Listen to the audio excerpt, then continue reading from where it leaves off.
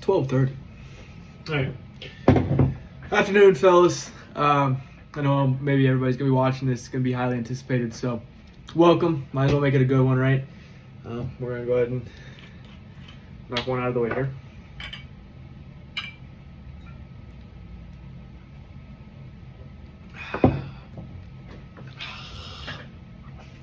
One. All right. Hell, fellas. So, let's go ahead and go into last week. Alex beat me. Man, that's not sitting good on the stomach. Ooh. Week 8.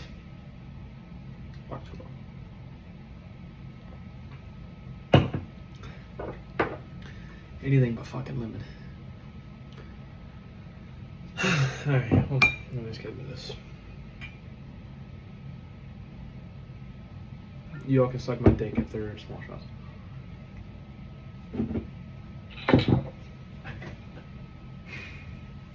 Alright, for my team. Aaron Rodgers. Ugh. There we go. Alright. Aaron Rodgers, 16.76 points, 2 touchdowns, no picks, 219 yards. Lost to the Green Bay Packers. Packers good defense, Sunday Night Football. I don't think it may have been the first time he played Green Bay since he was away from them. So it was a good ball game, good matchup. This whole week of NFL games was kind of blowouts, so it was what it was. It was a decent performance for an old guy, but now I really need him to step up. It's him or Trevor Lawrence, and hopefully Brock Purdy comes back healthy for me, as I'll mention later. Spencer Rattler. Fucking dog shit. Never let me play that motherfucker on my team again. I don't know why I keep giving him a chance, but it was his last one. He had 2.6 points, another pick, 136 yards total against the Buccaneers, which is ass. Jonathan Taylor. Love the man. He did so much for us. He did so much for the city, so much for the team, so much for even the little bit of confidence I had. Maybe he was the one that brought it. So he had 36 points, 12 rushes, 153 yards, 2 touchdowns, and a receiving touchdown. So good luck to him. He needs to go flourish. He needs to go be on a playoff team, on a better team than somebody that just can't win a ball game. So good for him. Rashad White had a kind of a stinker, 13 carries for 35 yards. You know, the Bucs kind of controlled the game. You figured maybe he'd get a little bit more rushing prowess, but that does not work out. He goes into a bye now with, I believe, Bucky Irving going to be returning after the bye. So he's pretty much going to lose all of his fantasy value from here on out. Justin Jefferson, 10.9 points, still has only found the end zone one time this season, which maybe is the only downside of Justin Jefferson so far. I think J.J. McCarthy is back this week, so hopefully him and Justin Jefferson could be on good rapport and get into the end zone again like they did in the past. Devontae Smith, 11.4, 6 receptions, 84 yards. He's secretly having a really good season. I think he's a top 15 receiver, so he goes into the bye also. I know A.J. Brown was hurt. Saquon had a big game against the Giants. They kind of destroyed him, so hopefully he stays a big part of the offense. Hopefully if A.J. Brown comes back, they pay more attention to A.J. Brown and he stays open for me. Alec Ayamanor, the Tennessee Titans at wide receiver. I was kind of tinkering between him and Shamir DK, I think is his name. DK would have been the better play. He's been playing great. I got him on my team now. Hopefully he stays even a big role in the offense, even if Calvin Ridley comes back. 7.2 points for Ayamanor, 4 receptions, 52 yards. Average ball game in a blowout. Hunter Henry, top 15 tight end. He had 1 catch for 7 yards and a touchdown, so we'll take it. Better than 6 shots having to do here today. Ja'Cory Cosby-Merritt, I knew he was going to struggle, but the Redskins as a whole struggled against the Kansas City defense. I had Laporte on a bye, Lawrence on a bye, Charbonnet on a bye, and Etienne on a bye. Keyshawn Boutte, I think he's a top 20 receiver now. Again, he had another touchdown. I think he's had 3 or 4 straight games with a touchdown, so that's big for me. Big waiver wire pick up there. Kendrick Bourne, 3 receptions, 44 yards. Just kind of needed wide receiver help, see if he was going to sneak in there. But I think with all of the 49ers people coming back here pretty shortly, it's going to go ahead and fade him out of fantasy relevance. J.K. Scott, 0 points. He didn't punt a single time. Punters are just screwing me this year. I don't know what to do. Kyami Fairbairn, he's been very good for me all year. Another 14 points today. Patriots defense had 13 points. I think they're the number 2 ranked defense in our fantasy league this year. So, we'll go ahead and knock out another real quick.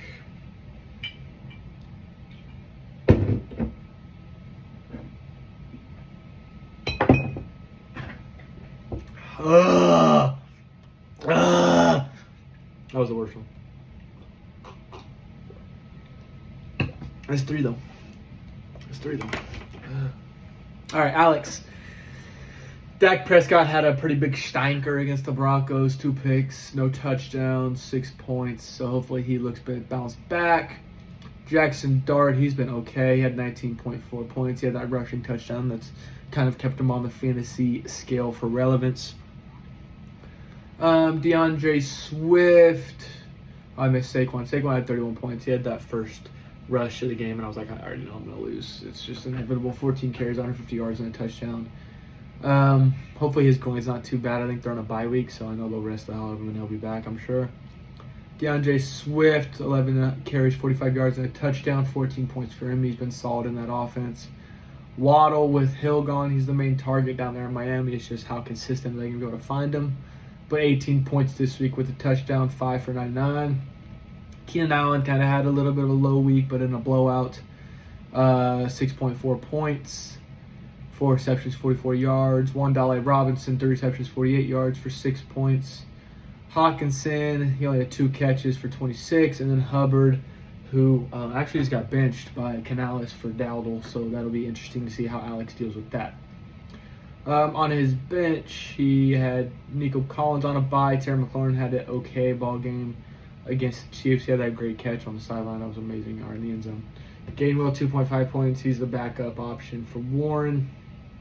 Kincaid, 2.8. He's kind of not really flourished as people thought he was going to. And Josh Downs, 11.4 points. He found the end zone, but I think Alex put him on waivers, so he is available and open. His defense, he had 30 points from the Buccaneers and 25 points from the Bills. So whoever he wanted to play, he would have played, I think, 2 of the top defenses in the league this week. So McLaughlin, 17 points. He played well, and Hucker had 5 points, only 5 points on 5 punts this week. So there's that. For the other matchups, we can go through them real quick. Dombrowski beat Mikey. I didn't know, by 1.8 points. That was a big ball game there. Mikey had Jordan Love, 28. James Cook, who's been unreal, 33. I was 1 pick away from him, and I got James fucking Conner. Rashee Rice has been good. He's going to be solid in that Chiefs offense. So, Kareem Hunt, too. Pacheco week to week, so he'll be step up into a big role. Mikey will be all right. Dombrowski's got Josh Allen. Justin Fields had a good ball game. Breece Hall, 30 points with the passing touchdown, too. Dobbins, Addison, Flowers, and Jacobs all in double digits. You had Emmanuel Wilson on the bench.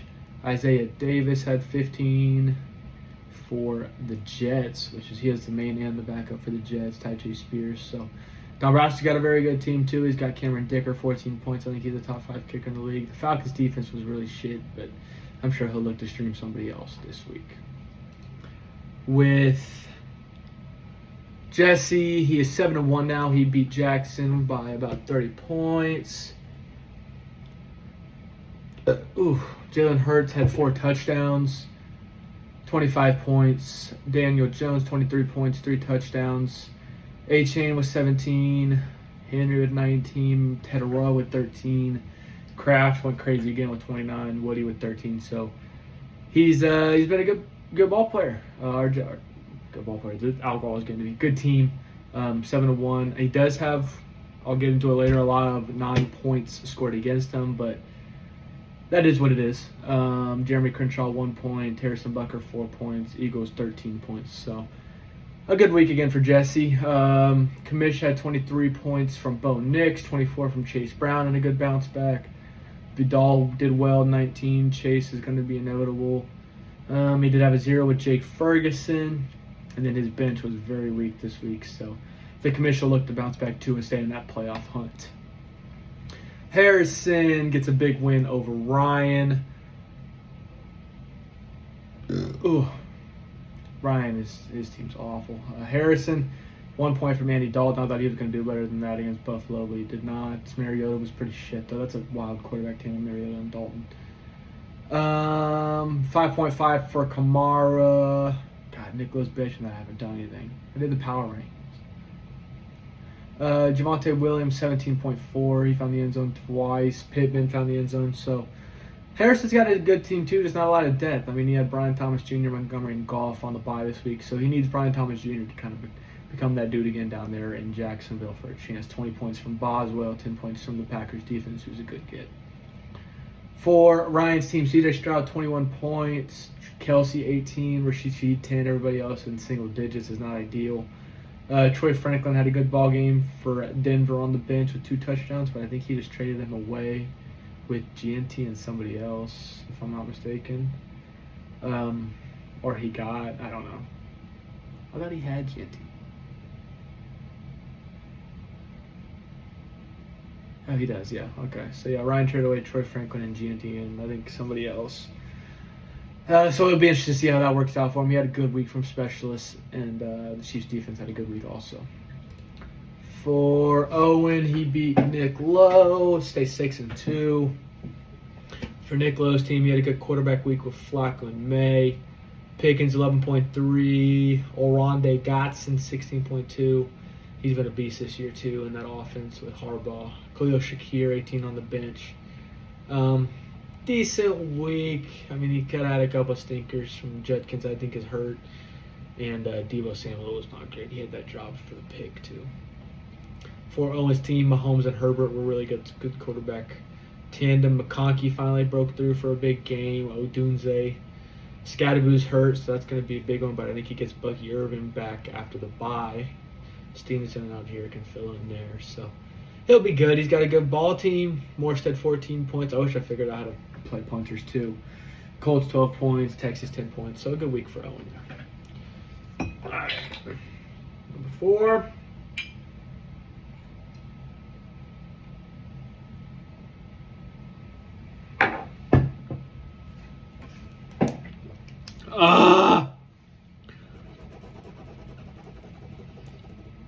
I'm never drinking deep eddies again.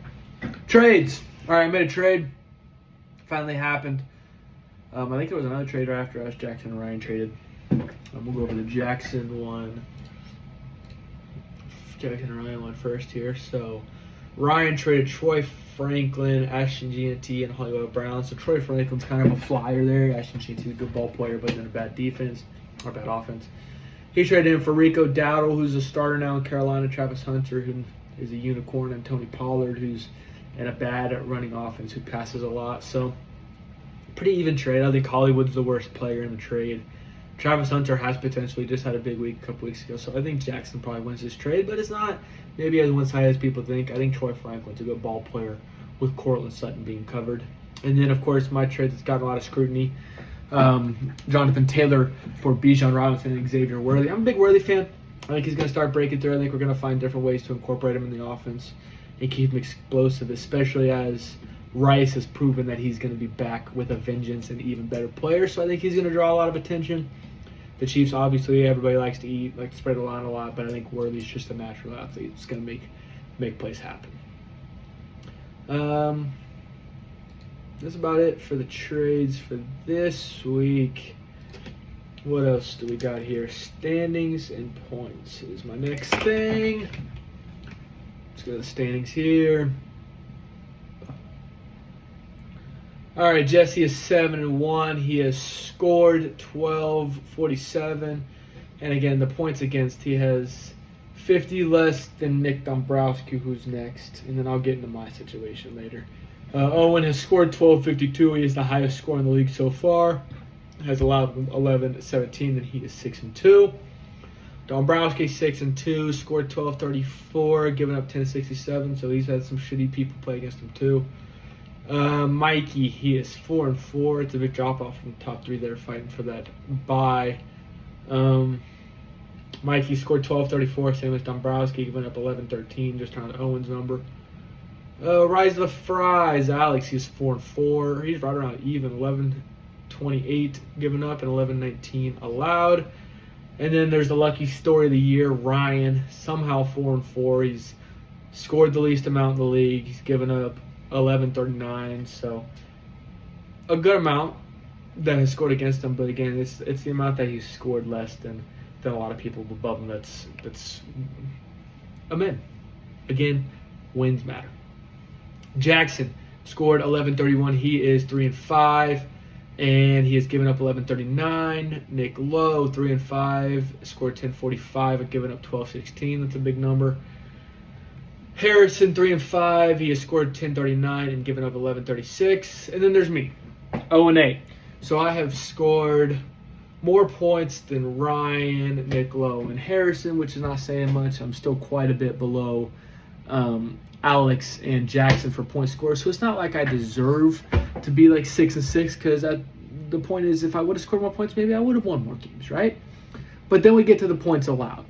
So I got 340 less than Jesse, and almost 300 less than Dombrowski. Then I got 200 less than that group of 1130 to 1112s. And then I got 100 less, or 100 more. I keep saying less. 100 more than Nick Lowe. And then there's me, 1359. So I've given up 140 more points than everybody else that has scored against me. So again, it's beating the dead horse. It's just so frustrating, right? It's just so frustrating that you can't do anything about it. So for the playoff picture, everybody's still in it there from 4 to 9. Everybody's 3-5, 4-4. So that's a good matchup. Looks like the top three has kind of separated themselves, and then I believe I am. If I lose this week, I'm pretty sure I'm already in the shit bowl. So again, just got to win one of the last two. That's what matters. Okay.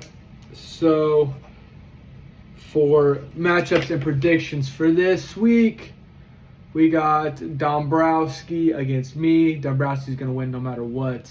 But I kind of feel confident. Don't know why. He's almost projected 165 points, though, so I don't know why I would be. Ryan against Alex. That's a really big ball game, right? Both projected at 142. It's a toss-up, both at 4-4. I think Alex's team is solid. Ryan's team has been struggling, but I think Ryan's team's going to have a bounce-back week and put up a big week here. So Ryan for the win there. Jesse and Mikey, both at 157. Again, there's some really good matchups this week. Really good even matchups. I think I can bring on Mikey to upset Jesse there. I just don't think the Dolphins are going to have a big week like they're projected. I think Mikey's just going to pull it off with like a 160 to 155. Close ball game. And make it interesting there at the top. Owen versus Jackson.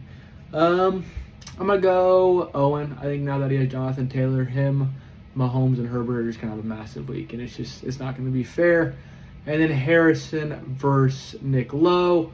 I think Nick Lowe gets that one done with the quarterback prowess that he has in all three of those choices, and I just don't think Harrison has the firepower to keep up. So there is the press conference. I'm about to do my 5th shot. Thank you guys. Appreciate it. Been a good one. Never doing 5 shots again. Ugh.